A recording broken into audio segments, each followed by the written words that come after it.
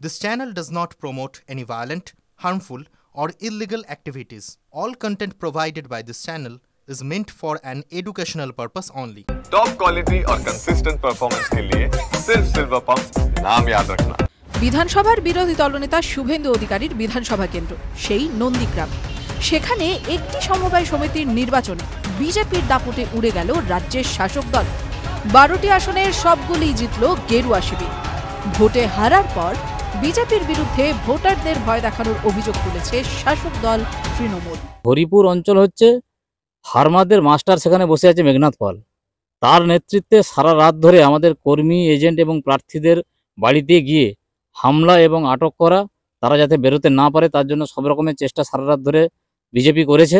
ফলে ভয়ে একটু জড়সড় হয়েছে। ওখানে ফার্মারদের মাস্টার থাকার ফলে আমাদের একটু সমস্যা হয়েছে। রবিবার নন্দীগ্রাম 1 নম্বর ব্লকের হরিপুর গ্রাম পঞ্চায়েতের দেশপ্রাণ সমবায় কৃষি উন্নয়ন সমিতির নির্বাচন হয়। সমিতির মোট আসন সংখ্যা 12টি। বিজেপি ও তৃণমূল 12টি আসনেই প্রার্থী দিয়েছিল। বামেরা মাত্র 4টি আসনে প্রতিদ্বন্দ্বিতা করেছিল। শেষ পর্যন্ত 12টি আসনই দখল করল বিজেপি। এখন দেশপ্রাণ সমবায় সমিতির আজকে 12টি আসনে পরিচালনামূলক ভোট ছিল। আমরা ভারতীয় জনতা পার্টির পক্ষ থেকে 12টি আসনে কন্টেস্ট করেছিলাম। তৃণমূল কংগ্রেসও 12টি আসনে কন্টেস্ট করেছিল, বামপন্থীরা 4টি দিয়েছিল। আমরা ভারতীয় জনতা পার্টি 12টি সিটে আমরা জয়লাভ করেছি। এটা আমাদের এখানে জয়লাভের মূল কারণ হলো শুভেন্দু অধিকারী এখানে সংগঠন, তিনি এখানকার বিধায়ক। তাছাড়া আমরা একসঙ্গে একজোটে কাজ করি ভারতীয় জনতা পার্টি, এই কারণে আমাদের এই সাফল্যের মূল কারণ নন্দীগ্রামের মানুষ। এই সমবায় আগেও তৃণমূলের দখলে ছিল। সমবায়ের মোট ভোটার 799 জন, ভোট পড়ে 639টি। এদিন সকাল থেকেই কড়া নিরাপত্তার মধ্যে দিয়ে নির্বাচন প্রক্রিয়া চলে। বিকেলে ফলাফল বের হতেই বিজেপি কর্মী সমর্থকেরা গেরুয়া আবির উড়িয়ে আনন্দে মেতে ওঠেন।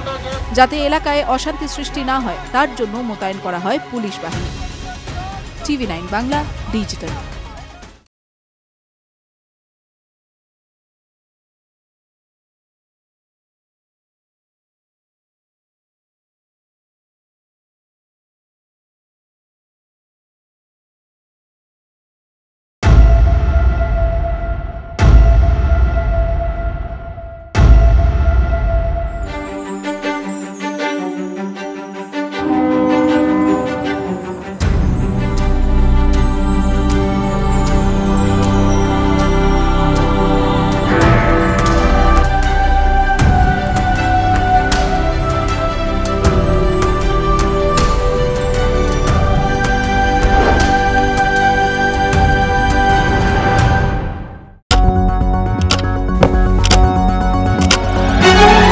রাজনীতি শুধুই কি রাজার নীতি?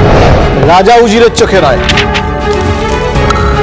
আপনার আমার চোখে সমাজের ছবি। কঠিন কথা সহজভাবে না বললেই নয়। প্রতিদিন রাত 9টায় TV9 বাংলায়। TV9 বাংলা না দেখলেই নয়।